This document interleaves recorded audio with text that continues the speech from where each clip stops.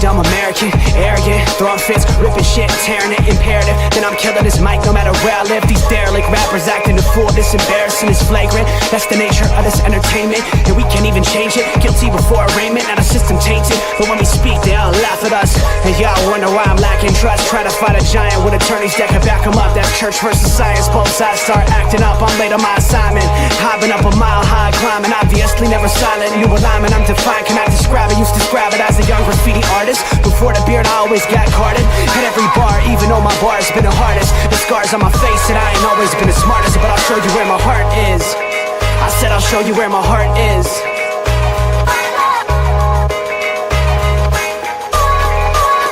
I can show you where my heart's at. See it on my sleeves, even if the beat stops my soul. Ladies and gentlemen, welcome to another fabulous Tuesday of Sports Nonsense and Whiskey. Hanging with my boy Pinky.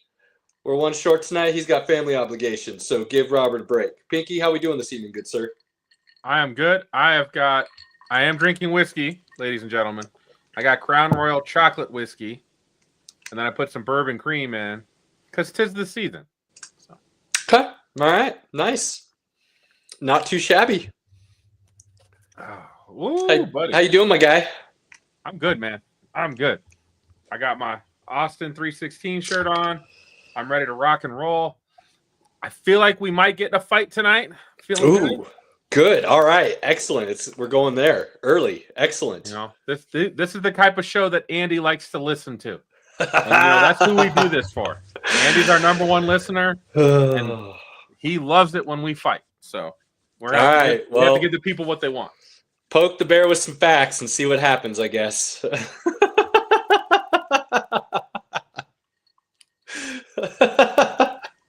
You're gonna get it. You're gonna get it. All right. How are you doing, my friend? Doing well, sir. Doing well. There's a lot going on right now in the sports world, the nonsense world. I got to join you guys out on the town for an evening. Me and the wife did a date night, and she threw out a little Friday night SmackDown action up in Denver, and so we checked that out with you guys. A lot of fun. You got an insane amount of football going on right now this time of year, with a lot of things being decided in college this next weekend, and then obviously the NFL kind of winding into that last quarter of the season. Basketball is full blow go right now. F1 is insane. There's a lot. So we'll try to cover as much as we possibly can this evening. It sounds like we're going to be way off topic multiple times as the bear gets poked. So, just stick with us and enjoy whatever comes. As far as nonsense, I don't really know what we have tonight, but I'm sure we'll talk something and we'll go from there. So, Pinky, without further ado, please, good sir, lead us in. Caleb, who is the best player in the league today? Right now. So I'm going to assume you're talking NFL, just to make sure that people are on topic with us here. Because there's a lot of names I could throw out there if you don't specify, you know what I mean? So just be on point. Look, the best player in the league right now, and I don't think this should even be a question if you're having this debate within the barbershop, Myles Garrett is the best player in football, period.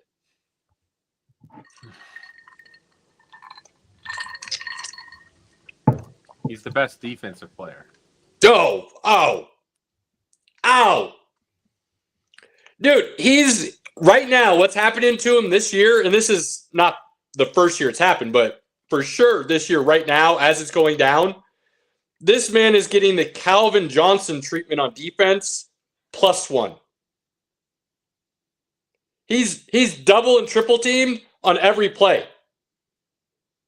And he's still got 18 sacks in 11 games. The Browns, as far as I'm concerned, wouldn't even have a win right now if Myles Garrett wasn't on their team still.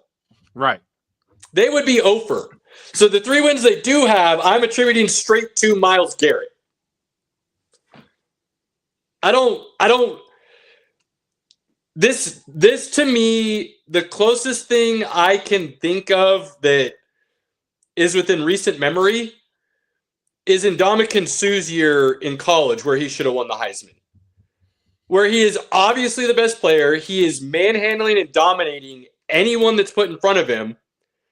And then you'll get to the end of the year and there'll be some excuse as to why said player should not get the award. I might be wrong on the year, but I would throw J.J. Watt's 2014. That's a solid. I like that. That's a really solid one. What did he have? Like 20 sacks that year? 20 and a half or something? He almost had the record, or he did set the record, tied the record? I think he just fell short of it. I'll pull it up real quick, but that's a solid comparison. He should have won the MVP that year. He had 2 defensive touchdowns and 3 offensive touchdowns that year. Houston did make the playoffs. He was second in the MVP voting. He lost out to Aaron Rodgers that season, I believe. I'm pretty confident he lost to Aaron Rodgers. And I was like, I'm sorry. He did things that like nobody's done. I think Garrett has definitely, he's in that conversation. I would say it was 2014, so good call, Pinky. And it was Aaron Rodgers he lost out to. 20 and a half. It was 20 and a half sacks. Man, look at that. Big brain. Big brain. Myles Garrett's going to blow the sack record out of the water, right? Yeah, for sure. He's gonna bring that. Derpy. No, if you like alcohol, that's fine. It doesn't make you an alcoholic. An alcoholic is just someone like they have to have it all the time, every day. Also, to be clear, if you drink and it's only during the time you watch us, yeah, you could classify it as alcoholic. But, I mean, there's worse things than enjoying an hour and a half with some guys and a tasty beverage. I like drinking, guys. I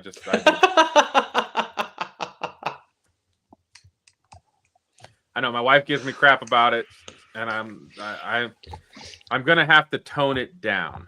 I'm not gonna stop, but I gotta tone it down. Okay. I just like drinking. What can I say? Back to Myles Garrett. He's gonna. I feel like he's gonna go for 25. I feel like he's going to go for 25. Let me give me a sec while you talk poetic about Myles Garrett. Let me look at Cleveland's remaining schedule. Look, the fact, and I say this anytime there's talent that gets wasted. Pinky can back me up on this. I am very much pro player over pro team in a lot of situations, and this is one of them. When you have an all-time great talent, and you waste it the way the Browns have for the last, what is this, year 8 for Myles Garrett? Yeah. There should be consequences. Like, you shouldn't be allowed to get the first pick in the draft. They've given him a lot of money and they still suck. There is consequences. Okay, I guess I don't see that as a consequence. You should be paying him and have a team around him that competes for a championship every year. There's no excuse for being that inept. There just isn't. And I'm not going to go down that hole because that's not what we wanted to discuss tonight. But Myles Garrett is, I don't know how you say he's not the best player in the league, offensive or defensively. I mean, at least whether right now, he wins MVP, different conversation. Okay? We can have that as a separate conversation. But who would you say is better than him? Especially this year at what their skill is. I mean, defensively, there's nobody better than him right now. There's nobody better than him. Even on offense, though.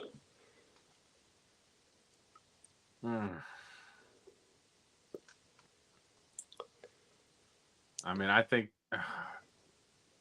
still think Josh Allen's Superman, in my opinion. Really good. I think he's on a bad team with a bad coach. And I would say Josh Allen's on the Myles Garrett level, in my opinion. I'm not going to poo-poo that because he's really, really good. I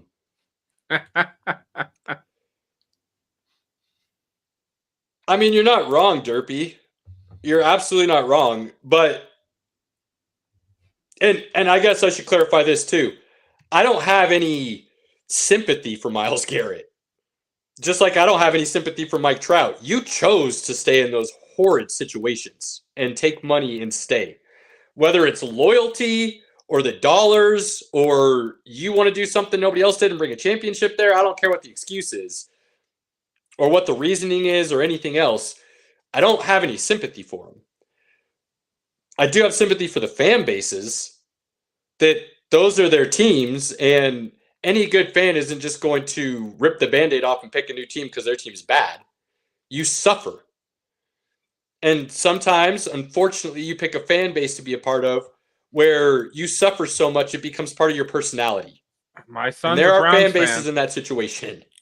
My son just suffers. Just suffers. And that's okay. He knows what's up. He definitely knows what's up. Myles Garrett, So, like this. The way he's playing at his position, is there another player in the league right now playing on that same level? I have a name that I think is close, but even that I don't think is on the same level right now.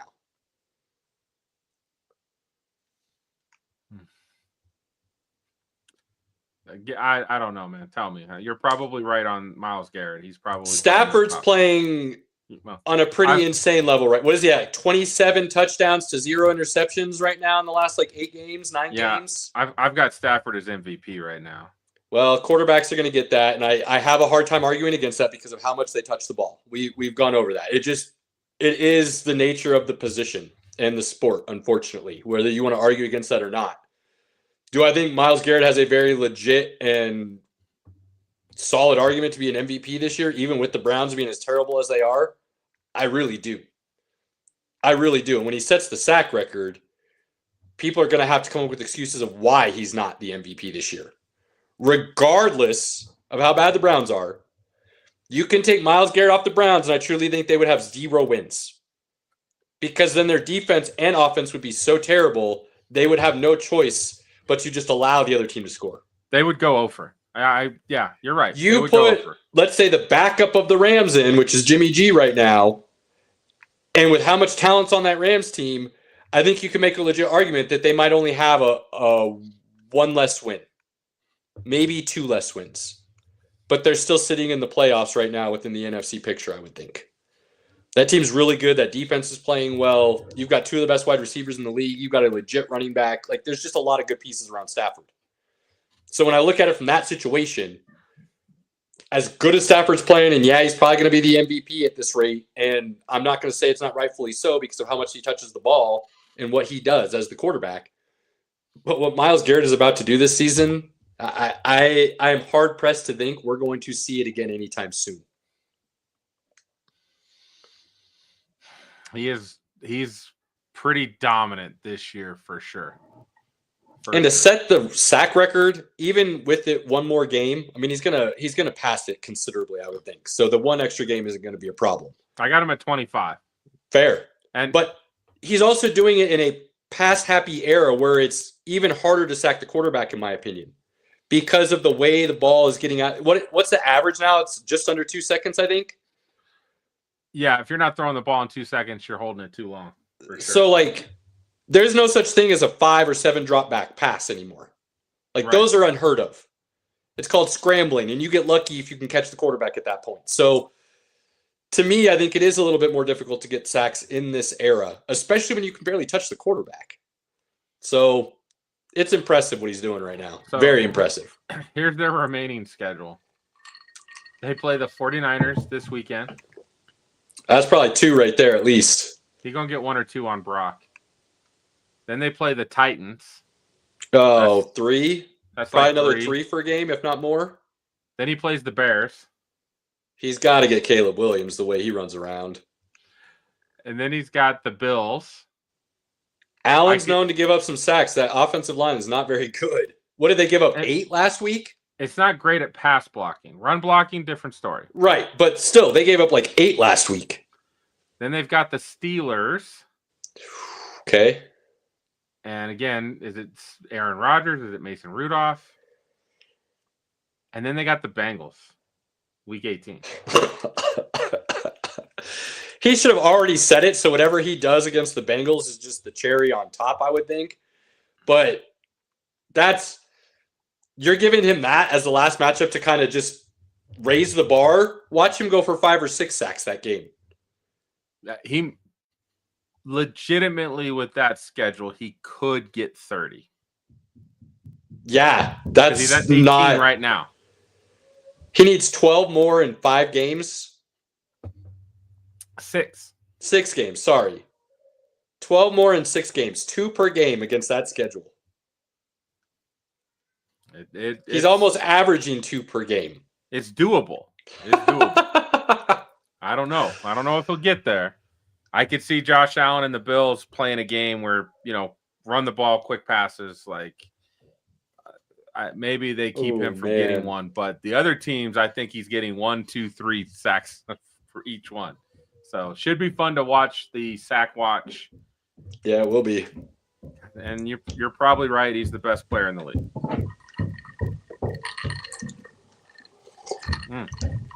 By the way, just side note, if you're watching him play this next weekend, pay attention to how ginormous this man's hands look. Oh, yeah. Dude, his hand goes up on people and it just covers half the body. It's like, oh my Lord. He's an athletic freak. He's a Greek god. Look, dude, he's, what is he, like 6'5", 280, but he runs like a wide receiver. Like, right. He's completely yoked and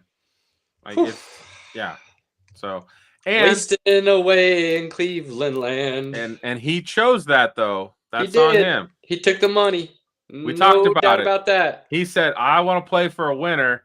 They said, "How about 40 million?" He was like, "Screw winning. I'm in." But at the same token, in the NFL, unlike the other sports like NBA and MLB, the players don't have a lot of options or control. They would have just franchise tagged his ass twice. And then by then, there's a good chance he misses that window to collect the big paycheck. And, I hate the franchise tag with a burning passion. Well, we've talked about it. The players, the next time the collective bargaining agreement comes up, the players have to do a better job of staying together and be willing to stand up for themselves to get rid of the franchise tag. There's a couple things they should be changing, but we'll let that sit for now. So we got Myles Garrett as the best player in the league. You mentioned Matt Stafford as the MVP. I think you're right on that count as well. He should make MVP. Myles Garrett's getting Defensive Player of the Year, and he should get some MVP votes. He better. Is there another player right now outside of those two?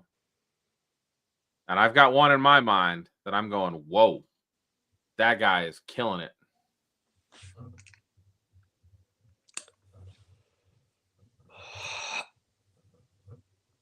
Up until last weekend, I think you would have had Jonathan Taylor on that list. I think he cooled off a lot against Kansas City, so I wouldn't have him up there. The other name that comes to mind would be JSN up in Seattle. Yeah, buddy. Yeah, buddy. He's already set the Seattle season record, all-time season record, and he's still got 6 more games to go. 1 catch behind the league leader in receptions. Do you know who that is? The league leader?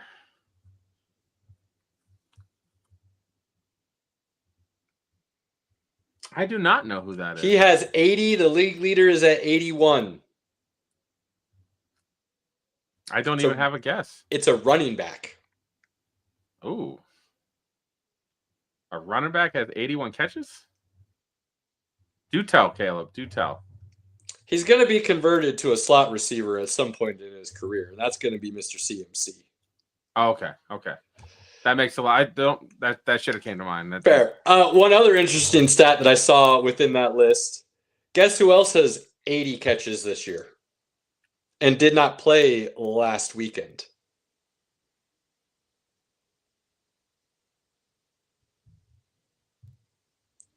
If you don't have Jamar Chase as the best wide receiver in the league, we probably need to reassess what you're looking at. And there's a lot of good receivers in the league, okay? I think there's still an argument that Jefferson's on the same wavelength. He just has a really, really shitty quarterback. There's some truth to that. Let's have that conversation. There's some truth to that. Let's talk about that. Are the Vikings screwed with J.J. McCarthy? I won't go there yet. We're talking, this was game 5, I believe, for him in his career. He didn't play at all last year because of the injury, and he had a solid preseason, I would say, by most standards, to the point where a lot of people were thinking he was going to start over Darnold last year had he not been injured. I still do trust the fact that I saw him do some things and make some throws. I was like, damn, not a lot of people can do that. There is something there.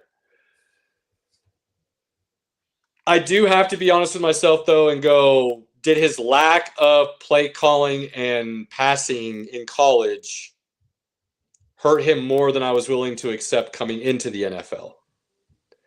He's still shown some flashes, but he has shown some really terrible mistakes that you want to say you expect from a rookie, but at the same time, with the talent around him, you would like to think he would play better. But I also have to wonder, how bad is that offensive line? So I'm torn on McCarthy right now. I don't think he's bust yet. I think there's still plenty there.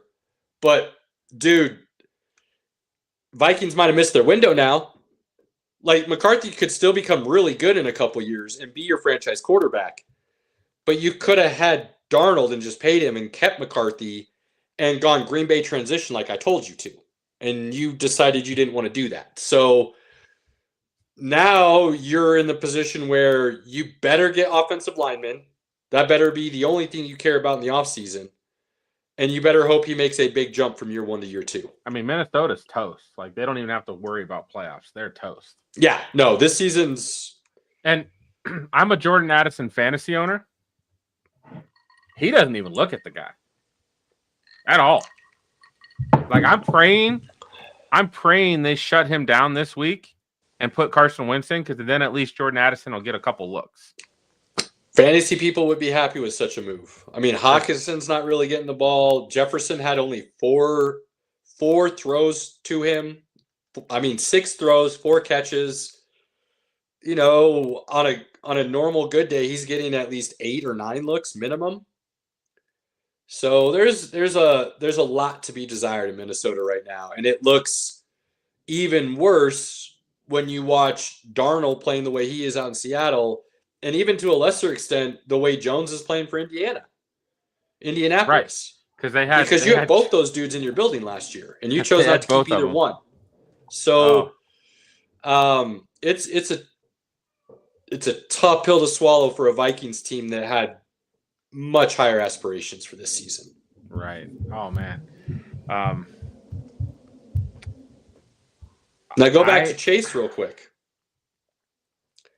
Is the Bengals window finally, could we say, closed, regardless of what happens going forward now? I mean, this season's done, for sure. Yeah, but I mean, if we're being honest, the offense wasn't an issue. Again, it's not why they are where they are right now. They were averaging still like 30 points a game, even with Flacco playing.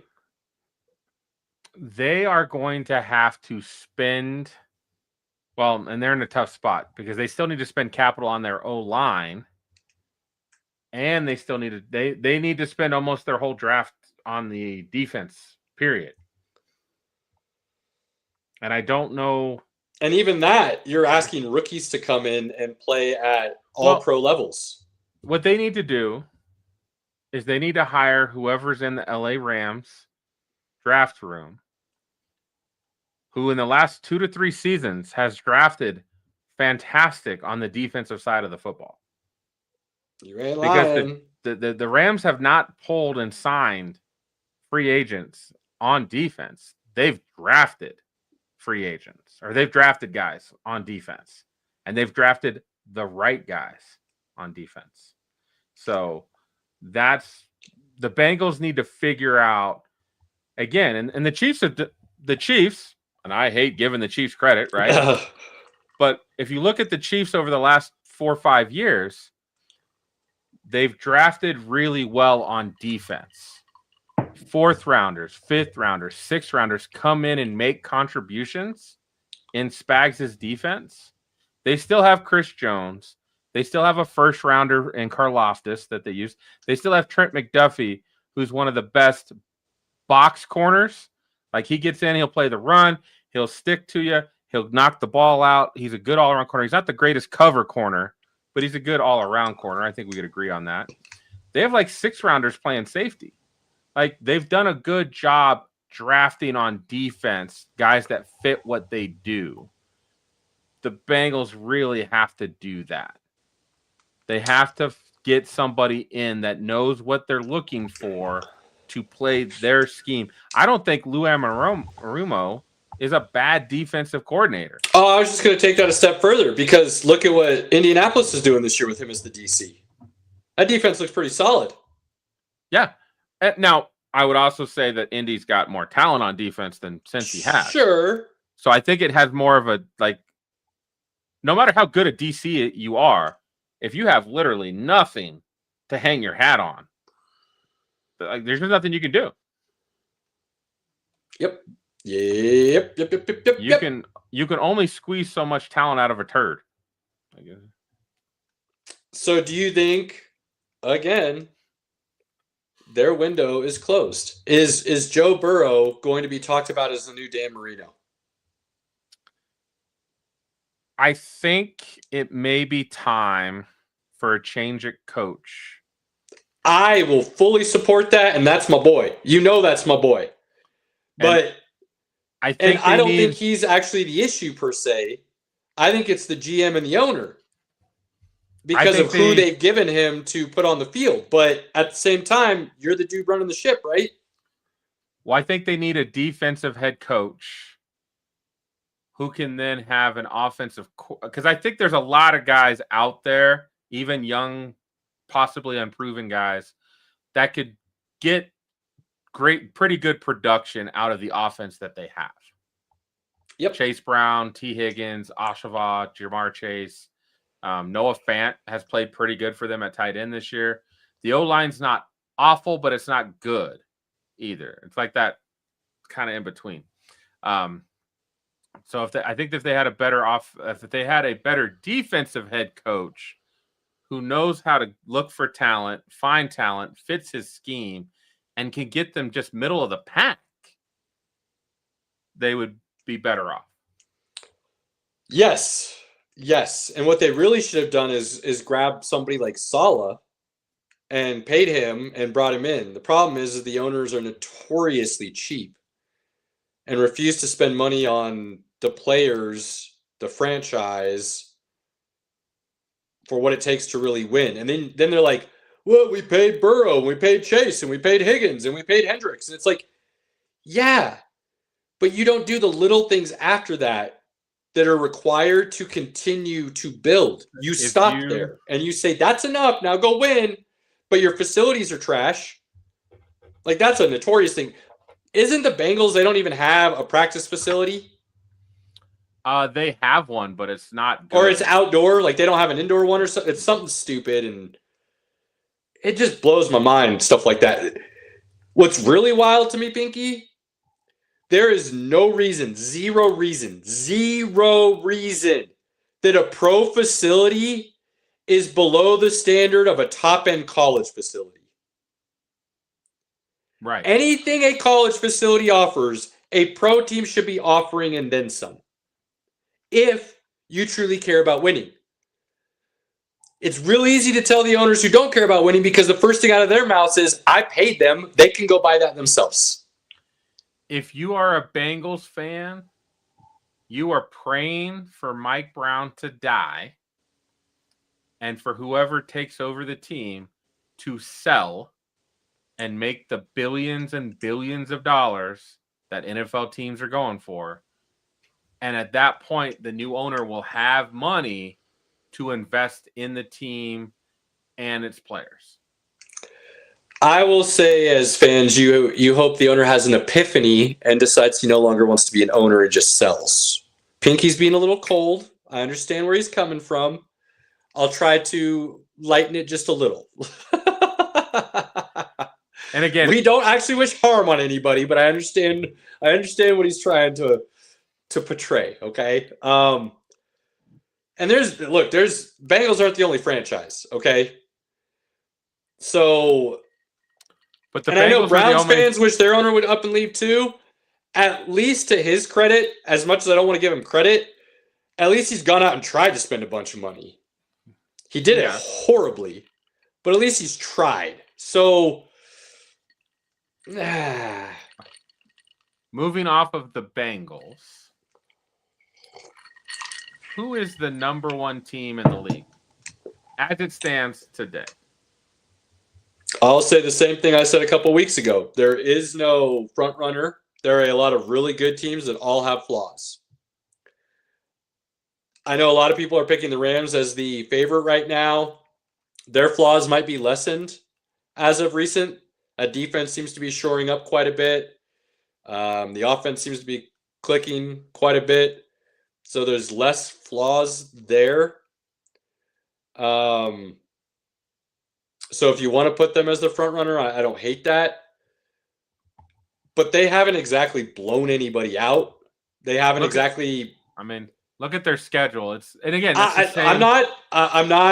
just look. Facts are facts, right? Their schedule has been tough, no doubt.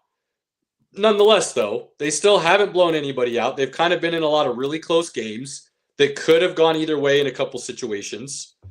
So, to me, that's more their flaw right now. Is that team, because of how young it is, doesn't have that ability to step on the neck and close a game out just yet.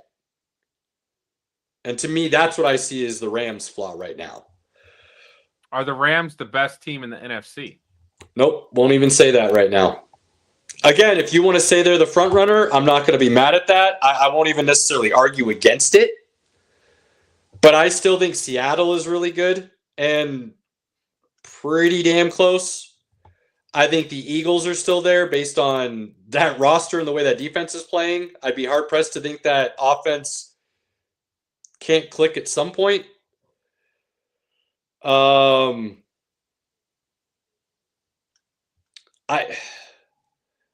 will move Green Bay down a tier now. I don't think they're quite on that upper level right now because they're so inconsistent. And, dude, I know people are trying to say Jordan Love's a problem, but you go watch a lot of those games. That talent around him is not doing him any favors yet again. Those wide receivers are just not. The O-line's not good right now. Not looking good either. So I would move them down a little bit. The Bucks are down a little bit. Detroit, I would say, is on that upper tier. And I would say Chicago is actually right in between there, kind of. They're playing with fire right now, where they could be just a tier below, they could be on the upper tier, or they could completely bottom out. I think Chicago's the biggest wild card out of anybody in the NFC right now. So I think I'm really interested in the Chicago Bears remaining schedule. Pull that up. While you do that, I will say I've got it. That defense that GM has put so much into over the last couple of years is one of the worst defenses in the league. And the reason they're performing well right now is because they're living and dying by the sword, Pinky. What's that sword? Turnovers, baby. They're leading the league in turnovers, if I remember correctly. They are. And if that does not continue, they could see a very drastic fall off. But we've seen teams, they do that all season and win a Super Bowl that way with the defense. So, like I said, Chicago's a big wild card. What's that schedule look like to end the season? I could have pulled it up right here, but please go ahead. They play the Eagles this weekend. Mm-hmm. I'm loving that because I think that's a measuring stick game. Absolutely. They play the Packers. Another bit of a measuring stick game. Then they get the Browns. Okay. Now, that Browns defense can make anybody look bad. Exactly. So, again, I'm not like, oh, chalk that win up. Nope. I'm like, whoa, wait a minute. And look, we didn't say anything yet, but let's be honest. if Shador can provide a spark and be able to get the ball downfield a little bit more than they've been doing, that offense won't look as stale and bad as it has.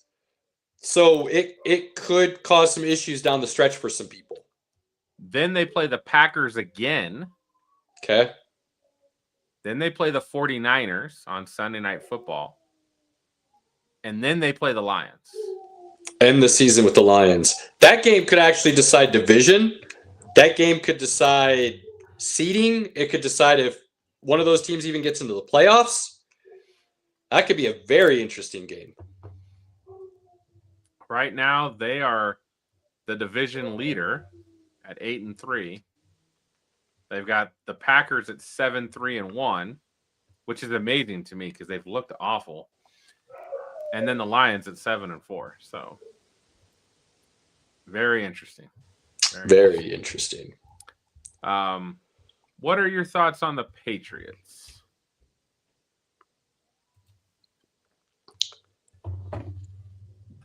I think they're just as capable of winning it all this year as they are getting smoked in the first round of the playoffs. So I think that offense, as well as Drake May has played and they've produced, from my eyes, I've seen a level of inconsistency and unwillingness to really use your playmakers from Josh McDaniels that would make me very nervous as a fan. I see what Travion Henderson can do, and we're still limiting his touches. Stephon Diggs has looked legit as a number one for you, but he doesn't get the looks every game. Is that because he checks out, or are you just not calling plays to get him the ball? Hunter Henry looks as dangerous as ever as a tight end. So they've got pieces. I just, for whatever reason, I don't feel like there's a level of inconsistency that I'm uncomfortable with. And it's not even a large percentage, but there's enough there for me to not feel great about it. And then this last weekend, you lose Will Campbell. And how long he's out for could play a big role in the way that offense looks in that second-year quarterback. So I think the NFC, like I said, has that kind of upper tier of that four teams or so. I think the AFC is still wide open. I don't really have a tier. There's the teams that are going to be in the playoffs and then the teams that aren't. And if you're getting into the playoffs on the AFC side, I think you have a legit chance to get to the Super Bowl. I mean, the fact that Baltimore has already crawled back into first place in the AFC North is ridiculous. They still don't look the same, though. No, they look terrible. They look terrible right now. Henry can't run the ball at all. He looks like he fell off a cliff. I don't think it's him. I think it's the offensive line. But he still can't get going. Lamar might be missing another game. He's hurt again. That defense, I don't even know what to say. So it's getting better. It's getting better. Okay. It's getting better. Now here's the Patriots' remaining schedule. It's nice. So they are winning. They're going to win 13 games. I'm telling you right now. They've got the Giants. They've got the Bills. They've got the Ravens. They have the Jets. They have the Dolphins. They're at 10-2 right now. I will say they get at least two. At a minimum, they get at least two of those games. And it's probably the Jets and Dolphins. The other three, I think you could call coin flips on. And they are on bye week this week, so. Right. So I think the other ones you could call coin flip on. And I think, honestly, if you're a Patriots fan at the beginning of the season, you said those three games at the end of the season, you have a coin flip to not only win the division, but be the number one seed in the AFC, you would have taken that storyline all day, every day. So don't, move the goalposts now all of a sudden and be frustrated or mad if they get blown out in one of those games or they don't win the division and Buffalo comes back or something. You're in a really good position. A position, I think if we're being honest as Patriots fans, you were talking about sneaking in as a wild card if you were really optimistic. Right. So we'll see what happens. I think compared to, say, like the Broncos, I would say the Patriots are a better overall, well-rounded team. Their offense and defense complement each other more so than what the Broncos are showing right now. And when you can play complementary football, I think you would feel better going into a game that means more as far as making the playoffs or in the playoffs than you would going in saying our offense is struggling, but our defense is lights out. So I think the Patriots have that going for them, and the fact that they can kind of build themselves up saying we're playing well on both sides of the ball. Are we playing elite on both sides of the ball? I wouldn't say so, but we're playing well right now. So that's something that, going forward to the end of the season, you can build on.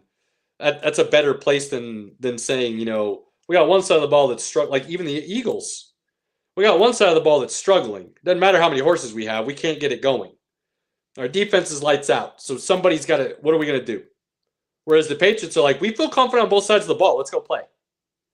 And if you have to go into Foxborough, it's been proven. It's not a great place to go play late in the season. Weather and everything else, the crowd, it is an atmosphere. So they've got a lot of things on their side right now. I just think, a bit of a Cinderella run. They're in the it might have been last year, maybe it was 2 years ago. We had Jacksonville getting the number 1 seed, and for a little while they had the number 1 seed until the wheels fell off. New England and Denver right now, I think both of those teams need the number 1 seed to make noise in the playoffs. I think if either one of those teams have the number 1 seed and you have to go into those places, that's kind of like going into Arrowhead. I think people kind of forgot a little bit over the last couple of years because everybody's so focused on Arrowhead and Kansas City and how hard it is to play there. There's a couple other places around the league that you don't want to be December, January. So, yeah, I could see that. I could see that for sure.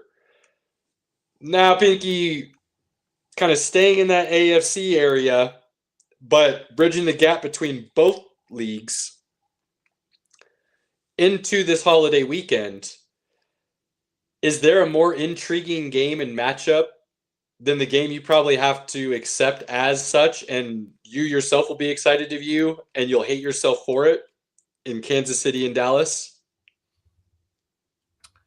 And you know how I feel about the Thanksgiving games. I know. You know how I feel. I hate that they stay in Detroit and Dallas. I hate it. I truly hate it. I know. So there's multiple things here. You don't want to talk good about Dallas. You don't want to talk good about Kansas City. You don't want to talk good about them getting to have the Thanksgiving game every year. Like, there's a lot of things here that are not on your like list. Right. And I bet this is still arguably the best game of the weekend to watch for many reasons. I am excited for Thursday. Not only is it Thanksgiving, good food, great time with family, and the football matchups are intriguing. And we're just going to eat it up. I love it. Packers-Lions. That's awesome. Division rivalry, 7-3-1 versus 7-4. That's a big game. Chiefs and Cowboys. Chiefs are 6-5 now. To keep that wild card hope alive, possibly division still. That's still mathematically a possibility. They have to win that game in Dallas. They have to. On the opposite side, Dallas beat Philly. Now they've got some life. I think I don't know what Dallas is. Dallas is 4-5-1, right? 5-5-1. 5-5-1. 5-5-1. So now Dallas is there's some light. There's some light there. Can Dak, and that's what's intriguing to me. Can Dallas's offense put up 30 points against the KC defense? It's going to have to. KC's offense has been kind of off all year. But the one thing I know you can do against the Chiefs is get the ball, or the Cowboys is get the ball downfield. They allow deep passes. The Chiefs haven't been great at connecting on those this year, but this defense has been really bad at giving up those deep balls. So I am very intrigued, and again, as a Broncos fan, I will be rooting for Dallas. Give me the Dallas jersey. I will put that on. I will rock it. I will be cheering for the Cowboys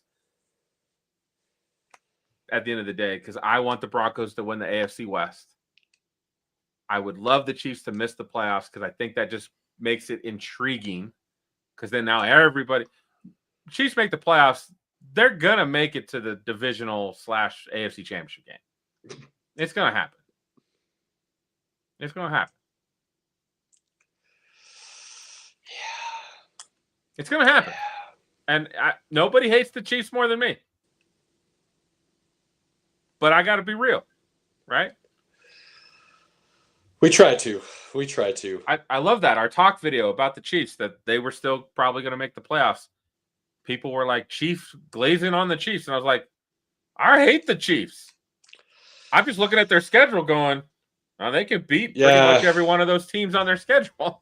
It's fun seeing some comments to some of our stuff sometimes. It's like if you did even a little bit of research on what we're about, you would see we don't hide our fandom.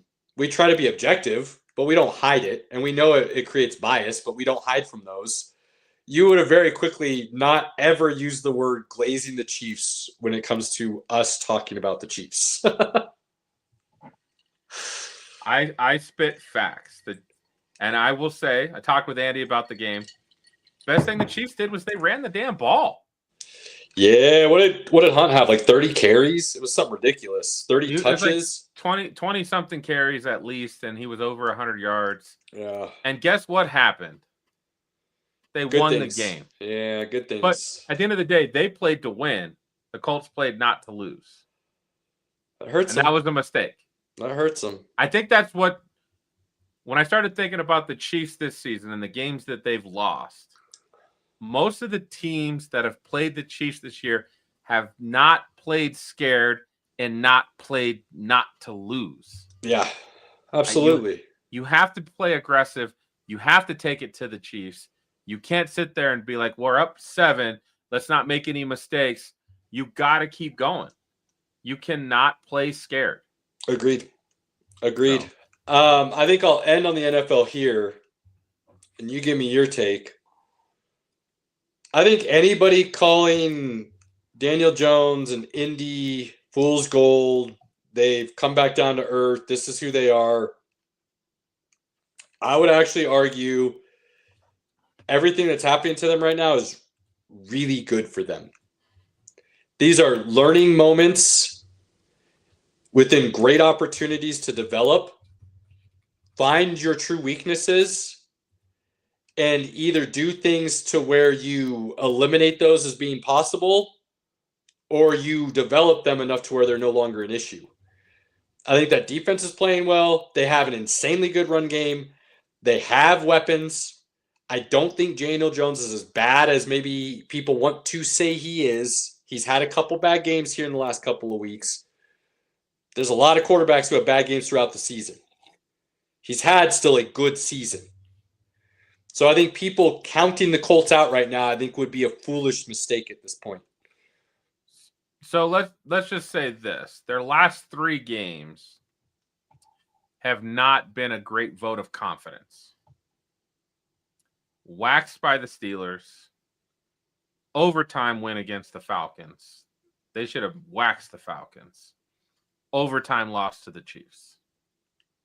A game in which they had a 10-point lead in the fourth quarter. Here's where it gets interesting.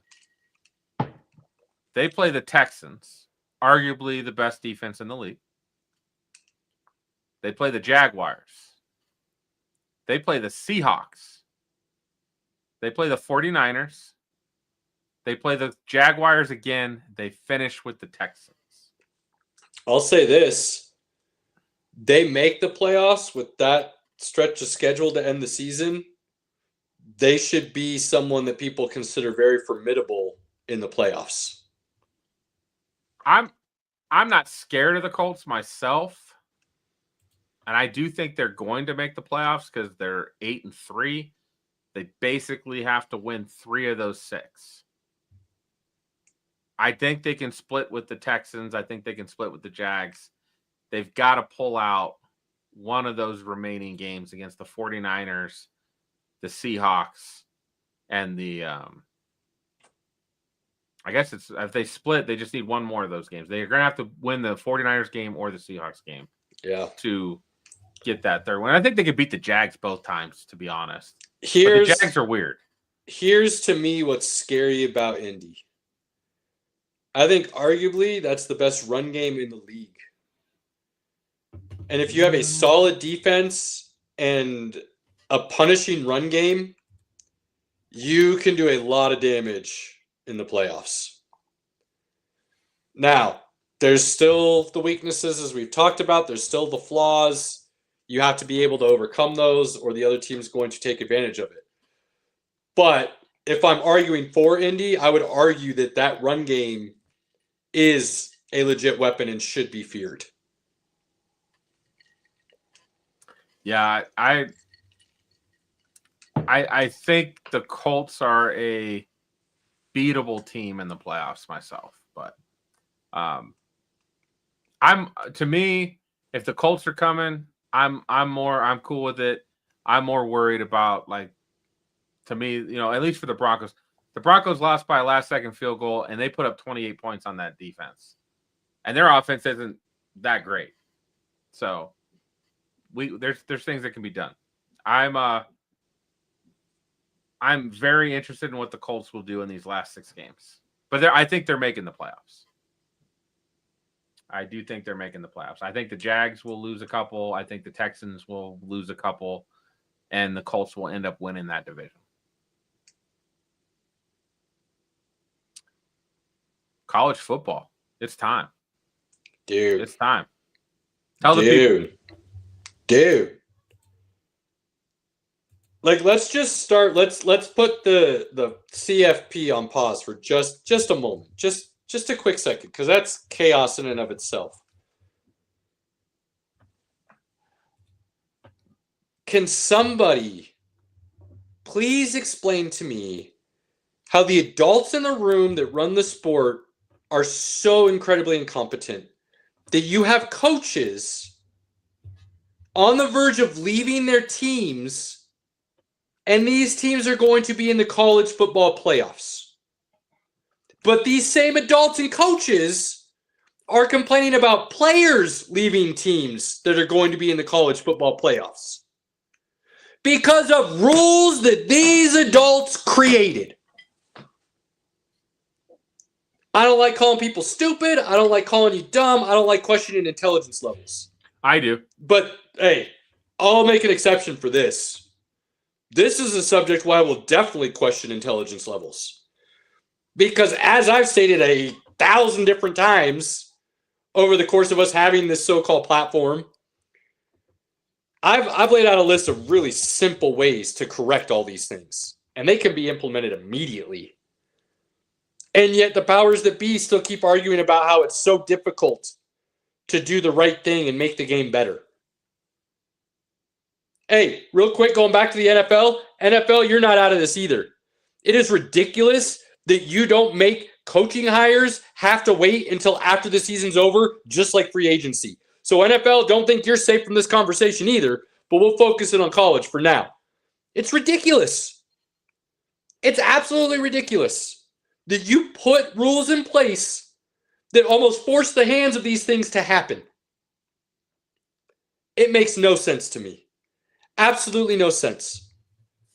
So you've got Franklin being hired in the middle of the season still to coach a team for next year while the intern finishes the season, but Franklin's looking over his shoulder. Walking around the building.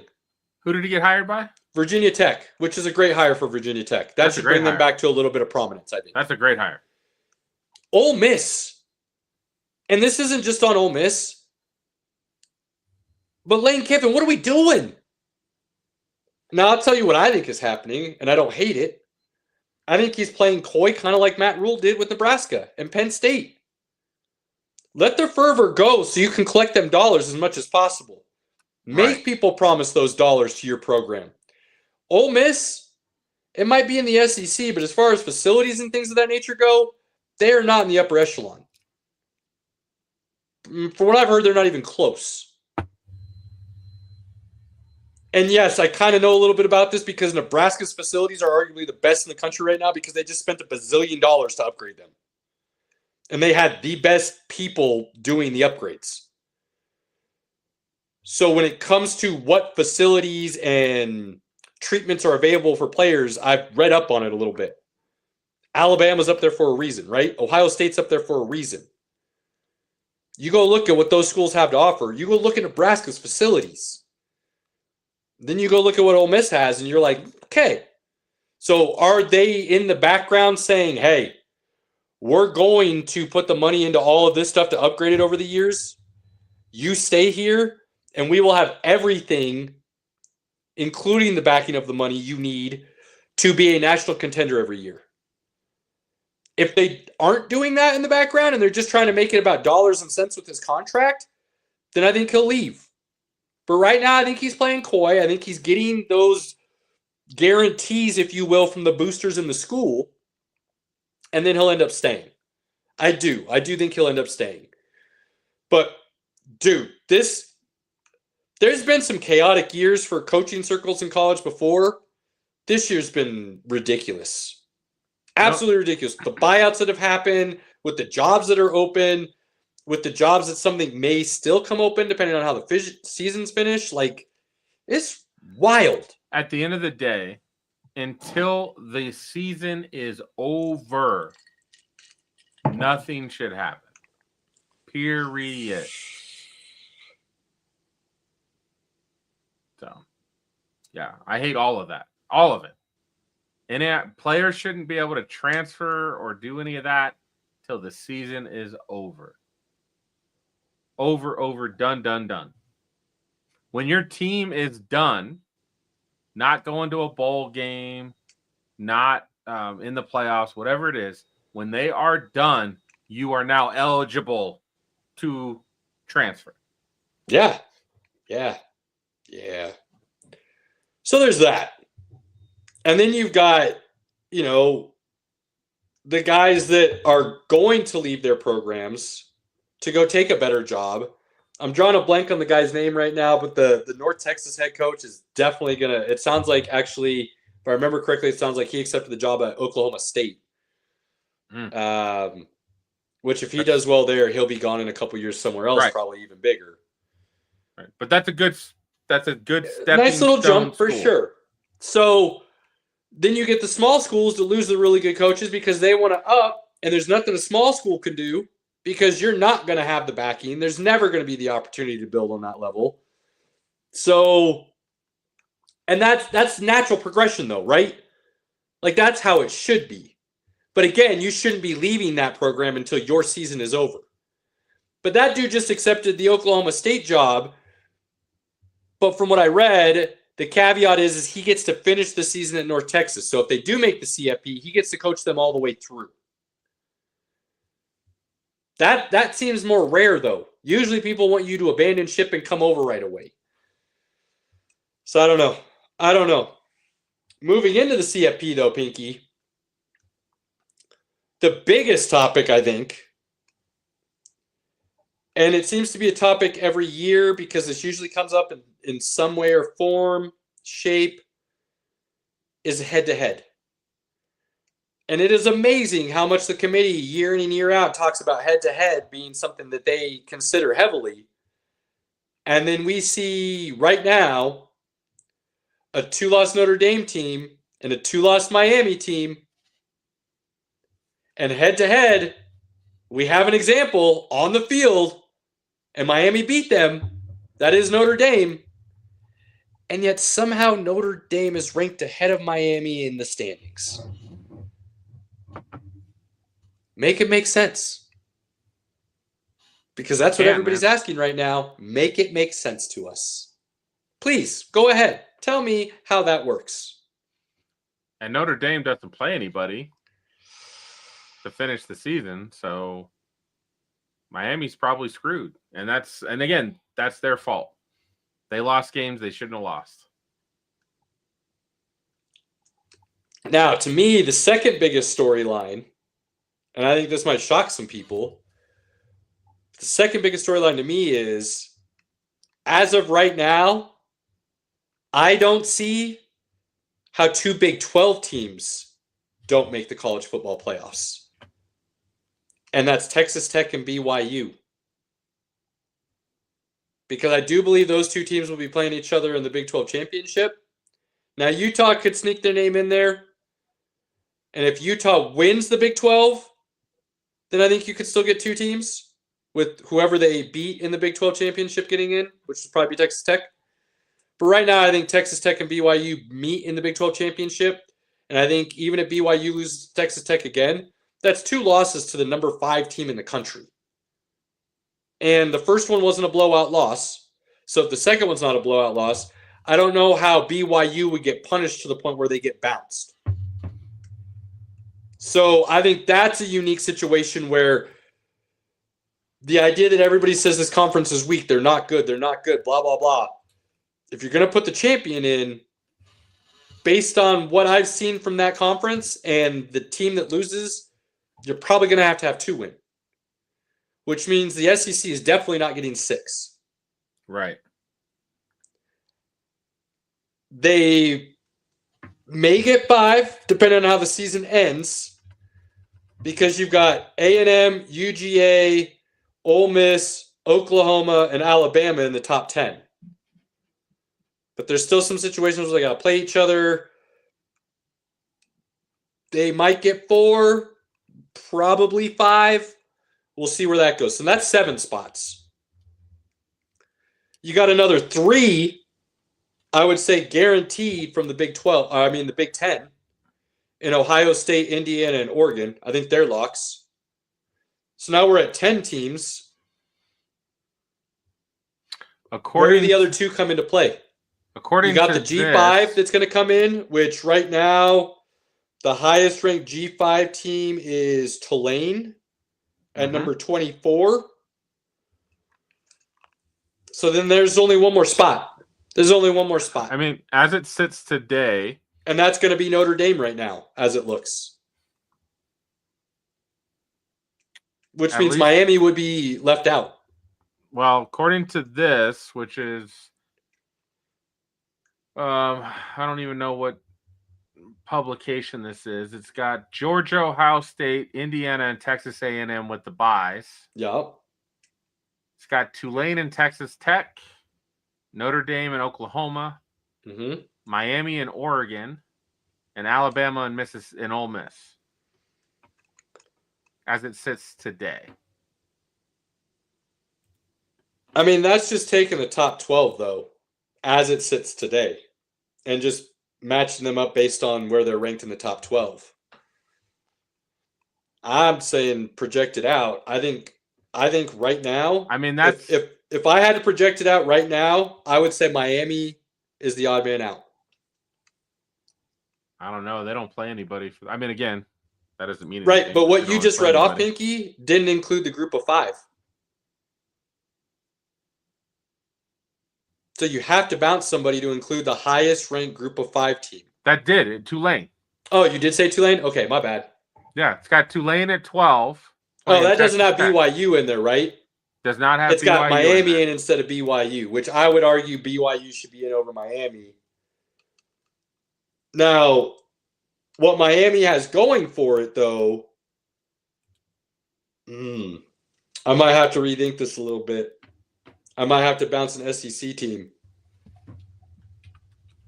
Because Miami's probably going to be the ACC champion.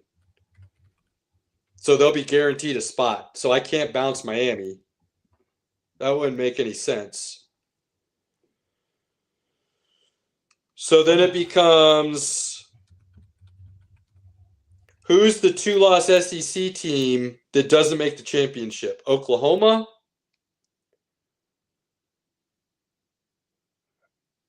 A&M, Alabama.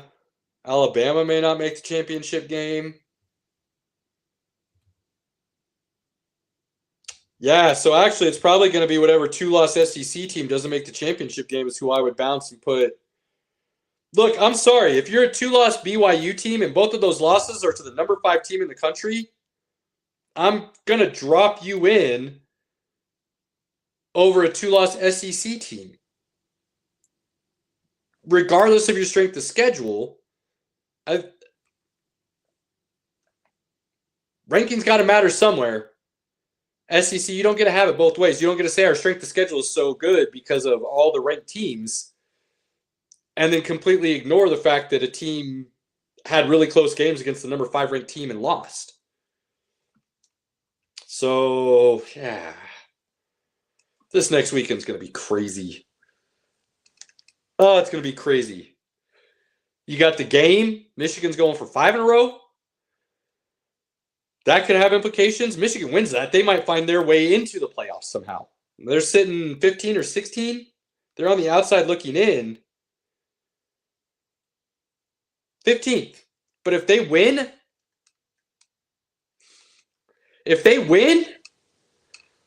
that could get interesting. Alabama and Auburn could ruin Alabama's playoff chances altogether. Auburn goes out there and wins the Iron Bowl. Alabama's probably out. Man, there's a lot. Georgia's got to beat Georgia Tech. Georgia Tech is no slouch. There's a lot. There's a lot riding on this last weekend of the season. And honestly, if you want to take it a step further, I still think the Heisman is wide open. Somebody goes out on rivalry week, last week of the season, and they go hang a huge game in a Heisman moment, they could win the Heisman Trophy on this weekend right here. So, oh, man. Yeah, nobody's run away with the Heisman. The amount of scenarios and possibilities and the chaos that can ensue. We know how I love chaos, right? So, I'm very excited for this weekend. And it kicks off Friday. There's a bunch of games going down Friday. Friday is a good day for college football. So I am very excited. Look, you get pro games Thursday all day. You get college and pro on Friday. You get college on Saturday. You get pro on Sunday and Monday. And there's a lot of things that are going to be decided in college this weekend. I mean, obviously, for sure. This is last weekend. Things are going to be locked down. There's going to be an SEC team that gets left out. I think you're looking at 4 SEC teams now. I'm going to be solid in that, Pinky. I think you're going to get 2 Big 12 teams and 4 SEC teams, I think is where it ends up. Miami, obviously, they're the ACC champ. You get 3 Big 10 teams. You get the group of 5 at Notre Dame. And it's going to be a fun playoff. I'm so happy we have a college playoffs are great now. The playoffs are great. And then, you know what? Honestly, a name I want people to kind of keep a little bit of an eye on this weekend that could potentially very quietly step into potentially the Heisman. And that's the quarterback down there at Ole Miss. I've mentioned his name a couple times. He won the equivalent of the Heisman last year in Division II and moved up. Wasn't even the starter to start the season. But if they go out there and win this weekend, and he puts them into the CFP, and he has a huge game, like again, a Heisman moment type thing, don't be surprised if that's a name that gets a big boost in votes after something like that.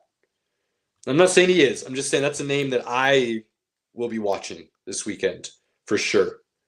Not to mention all the other things that go with Ole Miss, Lane Kiffin, and everything else. But then you got the Texas A&M quarterback. Sayan goes out and just hangs a dog walk on Michigan. He could jump into the front. Like, it's just, I'm loving it. Notre Dame plays USC this weekend, do they not? If I'm remembering correctly.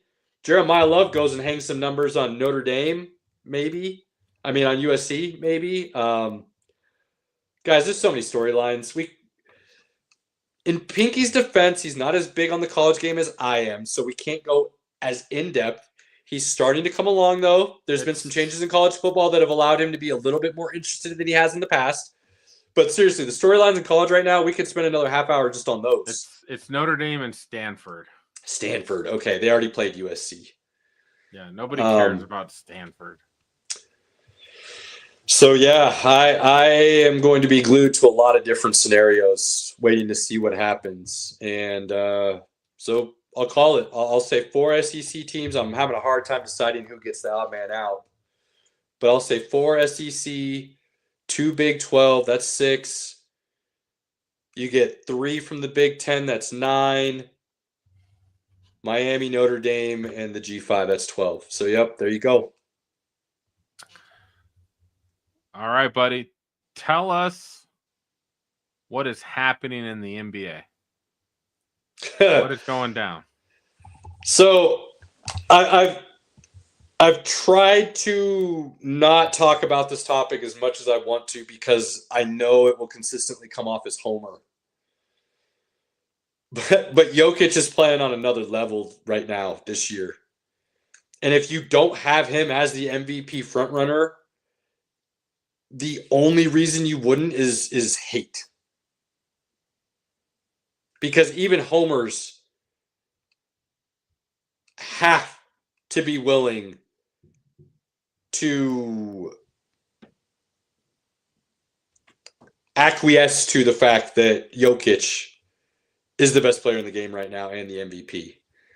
And that's no knock to SGA or Giannis or Luka, who's hanging 39-9. Okay? And the Lakers are in the 3 seed in the West. Jokic is leading the league in rebounds, assists. Oh, where did I have this? I may not be able to find it. Let me look real quick. I should have had this ready to go, so I apologize. I don't have it right now. Let me see if I can pull it up. Basically, he's number 1 in 4 or 5 categories in the league right now, or something stupid like that. He's 4th in points at 30 a game, averaging a triple-double. And this is what I think people need to pay attention to. And if this doesn't blow your mind, and this doesn't automatically change whatever position you had where Jokic wasn't the MVP, then we need to have a real conversation face-to-face, because I hope you just need a little bit of education on what the game is. He has a true shooting percentage of 72%. This man is hanging 30 points and playing at an efficiency level that is unheard of. Unheard of. It's basically give him the ball and expect the ball to go in the basket. Right.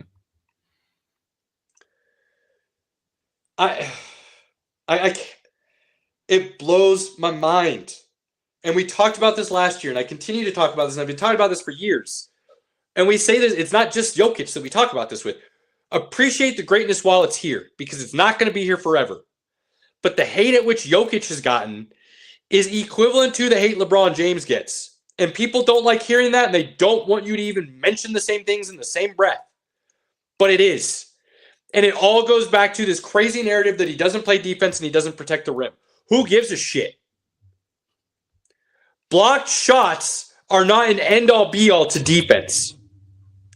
It was a nice stat for centers to have back in the day where the game was played inside the paint. It's not played inside the paint anymore. Blocked shots do not have the same swing of momentum that they used to for many reasons. One of which has always been true. A blocked shot does not automatically mean no points for the team. It just means they have to take one more shot to get them. Whereas a steal, which Jokic is one of the best in the league at, a steal is a guaranteed change of possession. It is a guaranteed stop in scoring points. Right. So if you think blocks mean more than steals, you need to adjust your thought process. And the only reason you think that is because it's a center doing it. And Right. Centers are big and tall, so they have to get blocked shots. No, they don't. What they have to do is affect the game in a real sense. Jokic affects the game in a real sense on the defensive side of the ball. This idea that he's weak is just a false narrative that has not been such since he started winning MVPs, honestly. But to give you some stats here, the league leader in points is Luka Doncic at 34.5. Maxey has 33. SGA has 32. Antetokounmpo has 31. Donovan Mitchell is averaging 30, and Jokic is averaging 30. Okay? So, scoring seemed to be the argument last year for SGA. But over the last 3 seasons, Jokic has shown that, hey, if I want to score, I can. I can just do a lot more to help my team than just score. Oh, by the way, he's scoring 30 points on that 72% true shooting percentage. Nobody else is even close to that. So basically, if he shoots, the ball is going to go in. You're not worried about missed shots. Assists. This man is averaging 11 assists a game. Almost 2 assists more per game than the next closest man in the league, which is a point guard in Cade Cunningham. 11 assists per game, Pinky, equates to, at a minimum, an additional 22 points per game for your team. Right. On top of you averaging 30. Hey, guess what? The Nuggets are averaging, as a team, right around 114 points a game. So you're telling me that man, by himself, contributes to roughly 50% of your team's scoring on a nightly basis. Ridiculous. Oh, wait. Oh, I forgot. By the way, he's averaging 13 rebounds a game. So he's not really allowing the other team second chances to score on the defensive side of the ball. To go along with the assists he averages, which, it's roughly basically 2 a game. Ridiculous. So, where is this idea that he's overrated or he's stat padding? Stat padding only works if your team's losing and you're putting up stats. Michael Porter Jr. is stat padding. People want to compare this to Russell Westbrook and say, well, Jokic doesn't get shit on like Russ did. Yeah, because Jokic's team is winning. Right. I think Russ is an insanely talented player. I've had nothing but good things to say about him and the way he plays the game. Is that who I would want as my point guard on my team? No. Because Russ's style of basketball has proven there is a history, a track record of it not leading to winning basketball. I'm not trying to knock the man. I'm not trying to say he's less talented. But the way he goes about playing the game and getting his stats has statistically proven to not equate to wins on a championship level. Jokic has statistically proven that when he does the same thing, it equates to his team being a much better team. To the point where he won a championship. So no, it's not stat padding. This is a man getting these stats within the flow of the game because he is so extremely talented. If you didn't have him in your top 20 all time already, why? And if you're unwilling to start having a conversation with him legitimately being in the top 10, why? I don't want to hear that this is a centerless era. He's doing things that no other player, let alone center, has done in the history of the game. So stop comparing him to one position and start treating him like an all-time great and comparing him to any position and what he's doing with the basketball when he's on the court. And let's talk about something. I mean, we talk about the Nuggets a lot, obviously, because we're Nuggets fans. Jokic's amazing. What he does, like that pass he made last night, dude, against Grizzlies. He's got so many of that in his career that legitimately he has to be in the conversation for top 3 greatest passer of all time in the league. Yes. This is what I'm talking about, though. You want to keep talking about him as a center. And, oh, he doesn't block shots. Oh, he doesn't score. He's not dominant. Okay. I think that is the most foolish way you could go about the conversation. So, obviously, we could talk about OKC because they're rolling. 17-1. Without Jalen Williams, who we know how I feel about Jalen Williams. Right. But we've got to give the Pistons some love. That was the next conversation, Pinky, so thank you for bringing that up. 13 in a row as of last night? The last time they did that, hey, just hear me out.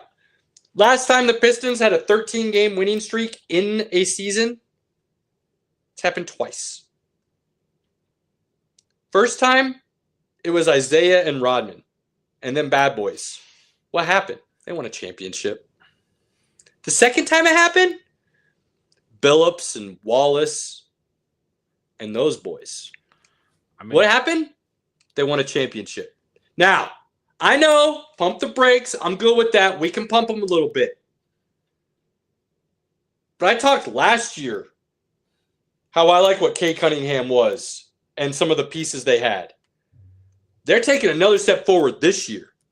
And this isn't just a team that's got a 13-game winning streak, young and playing well.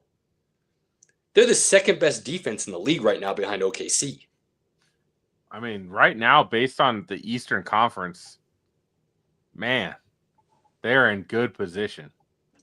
They are in very good position. So I don't know why you wouldn't have them, in all honesty, as the front runners in the East right now. Easily. They're easily the front runners in the East. Everybody else in the East has got big issues. Big issues. And Kay Cunningham and Duran, man, they are a fun duo to watch. So, 13-game win streak. They got the guard and the big rolling. Pay attention to Motor City. Yeah, buddy. Detroit basketball. So, good stuff, man. Good stuff. What else you got on basketball? We got a couple minutes left to do some F1. So, anything else on basketball? I mean, there's a lot. There's a lot, as always. But it's early in the season. I have always kind of made a promise to you that I won't get hot and heavy into basketball until after Christmas. And I can respect that for a lot of reasons. That's fair. But I will say next week we are going to have a little bit of a conversation in regards to the NBA Cup. I do like the in-season tournament. I like what it can bring, and we've talked about that last year when it started. But we'll give a little update on that next week and kind of discuss a general sense of the overall NBA landscape instead of more player focus like we did tonight, me ranting a little bit. Apologies. I mean, whatever. All right. Well, F1 races happen this weekend in Vegas. Dude. I love that track. Yeah. When they're going by and you see the Sphere, and then they go by and you see the Bellagio, and it's just a great track. They need to work on camera angles. And I get why it is the way it is because they're racing downtown Vegas, and you don't get to just set up a wide angle lens from 1,000 yards out and zip around the track and see everything. But they got to set up some better camera angles because basically what you get right now is like cars coming at you. Goodbye. Let's cut to the next car on the next turn. Oh, goodbye. You don't really get to see like racing per se. Or you get this straightaway and then you just see a car come around the corner. The camera angles could be a little better in Vegas. I'm going to put it out there as a novice F1 watcher. The way that everything's set up right now, it is nothing really changes. It just doesn't. Like the change in the race on Saturday was literally Max Verstappen overtook Lando on the first lap. And then that's all she wrote. On the first turn. Right. And that was literally the intrigue of the race from there on out. You're not wrong. And we've talked about this a number of times where it seems like F1 has turned into a race for the first turn, and that's it. There is a lot more nuance to it. Obviously, your practices and your qualifying mean a lot, and that's where a lot of things come into play. Strategies are very heavy.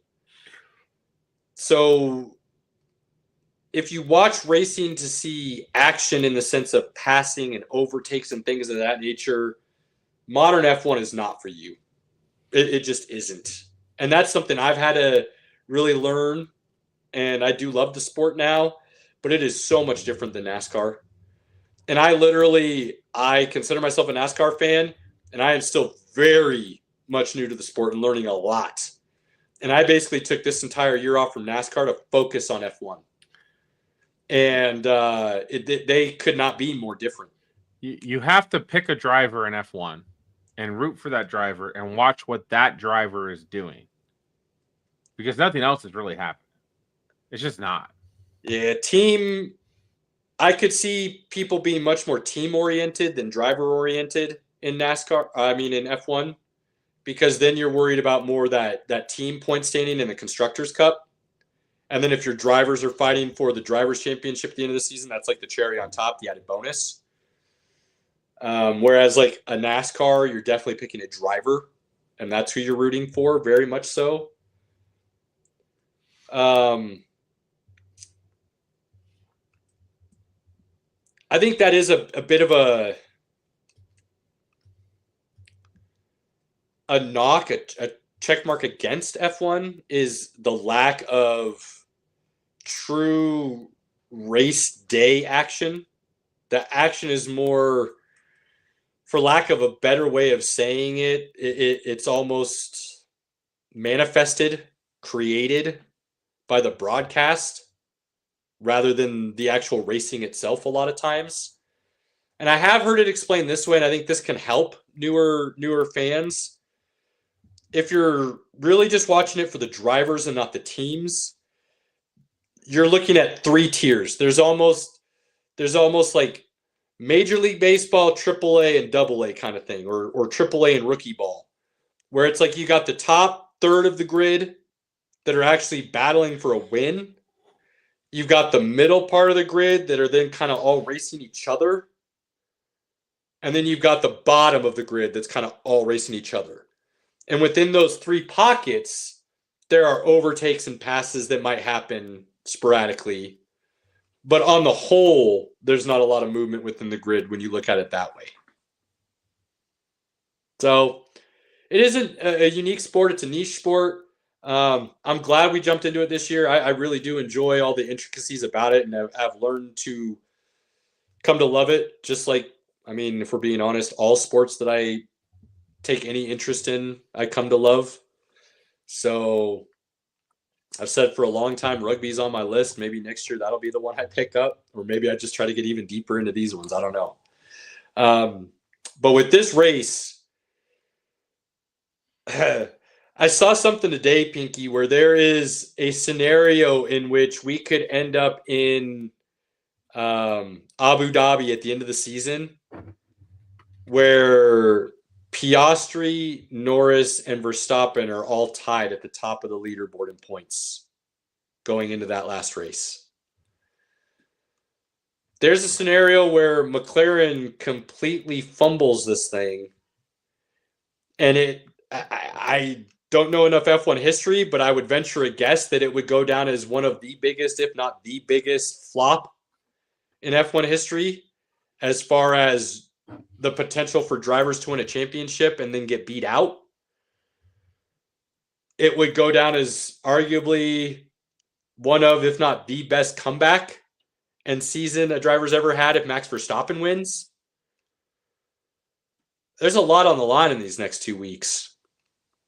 And I think something really interesting, Peaky, goes back to the Brazil race, where F1 finally came out and said, like, you know, there's some teams that were using a substance or a metal as a divider, if you will, to expand during the race that would cause the plank to not see the same wear as it otherwise would.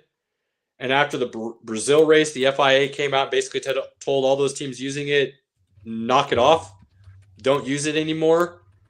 And then the next week, we see McLaren get hit with a penalty for their plank having 0.12 millimeters too much wear on it, which is Crazy. the thickness of a human hair. The thickness of a human hair they got DQ'd for. But for anybody saying that's crazy, anyone as an F1 fan will tell you those millimeters matter very much so when you're talking the aerodynamics of this car and what their capabilities become. So it's not unjust to be penalized for it. But it does make me wonder, Pinky, now, and I've seen this idea floating around by those that I would say probably know the sport better than I do, so I'm glad I saw that because it's not just me thinking it. Was McLaren doing something that allowed them to bend the rules enough to put them in position to be as fast as they were, and now that that has been taken away from them, their cars are not going to be what everybody might have thought they were? And we are going to watch Max Verstappen win the sprint race, then the real race, then the final race, and go on to win the championship. All because McLaren basically was told, hey, you're not able to use that rule bend anymore.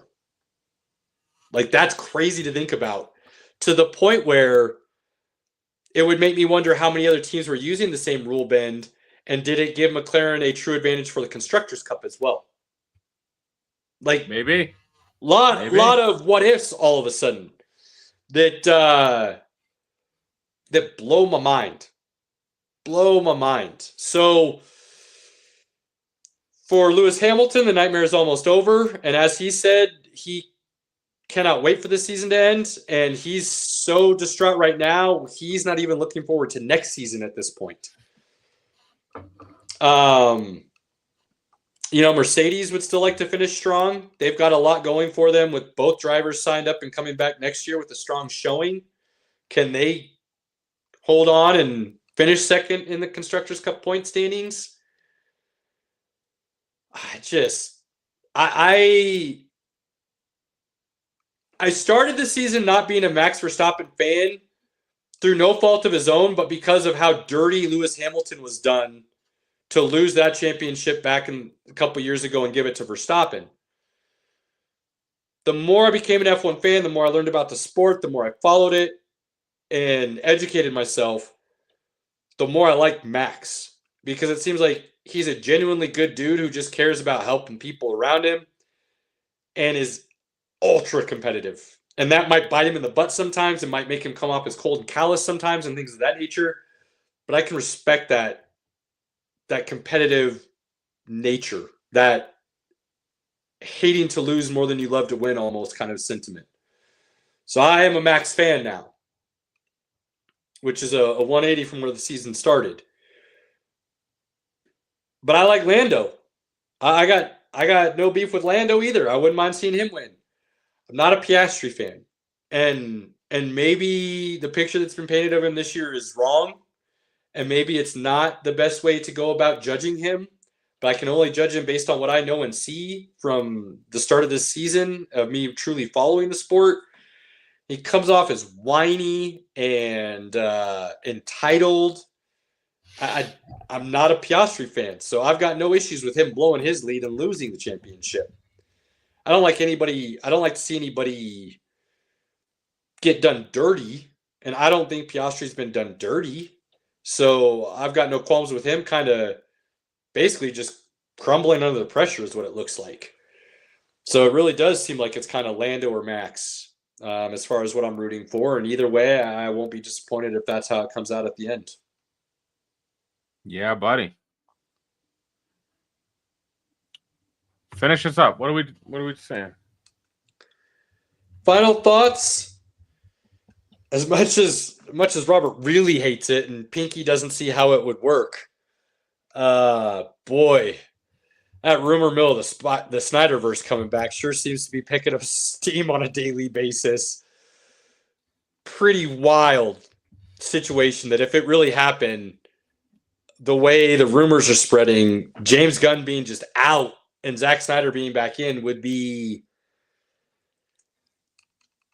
I don't know if we've seen a wilder turn of events within the Hollywood industry on that level. And it would be coming from a situation where the people then funding the projects have so much money to burn, they don't care if it loses money.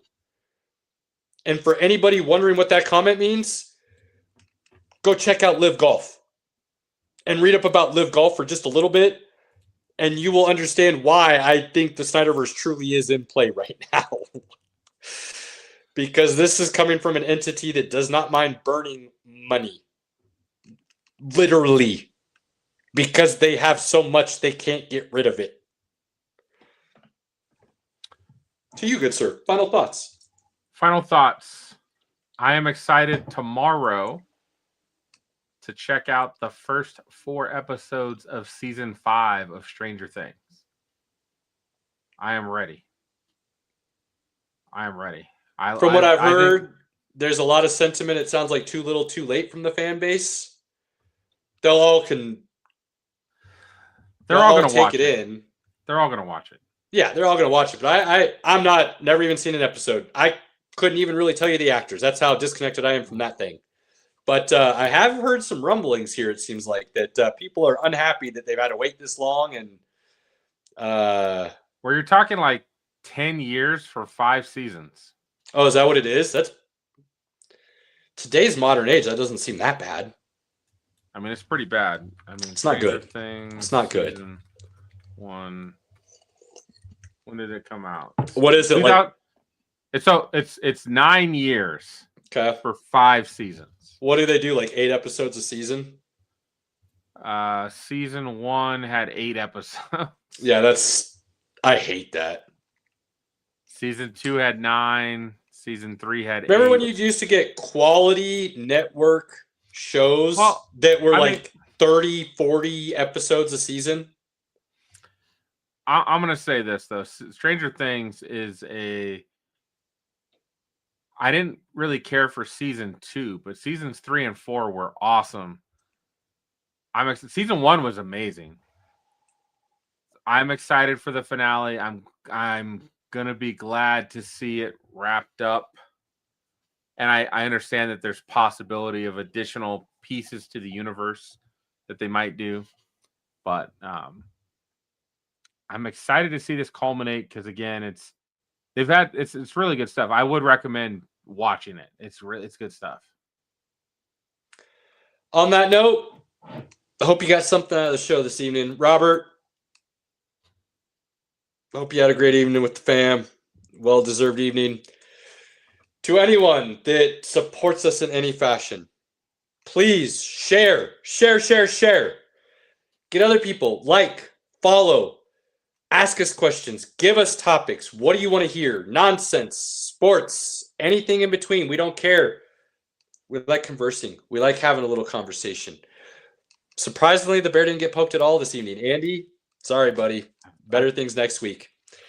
You have those moments with your family and friends, your inner circle, your loved ones. Cherish them. Do not take them for granted. Jump on them at every opportunity you can. It's Turkey Week, baby. Thursday's a wonderful day. Take advantage of those moments. We appreciate you all. Till next week, we're out.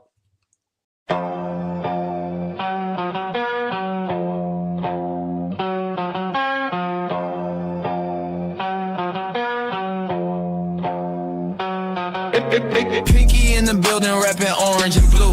Broncos country, yeah, you know how we do. Hot take so wild, you remember the name. From college ball to the pros, Caleb spitting game. Robert here, the pop culture plug. From comics to racing, pour the drink in the mug. Sports, nonsense and whiskey, yeah, bold talk. Good laughs and a glass in the air. Sports, nonsense and whiskey, right? Kick back, tune in, take a while.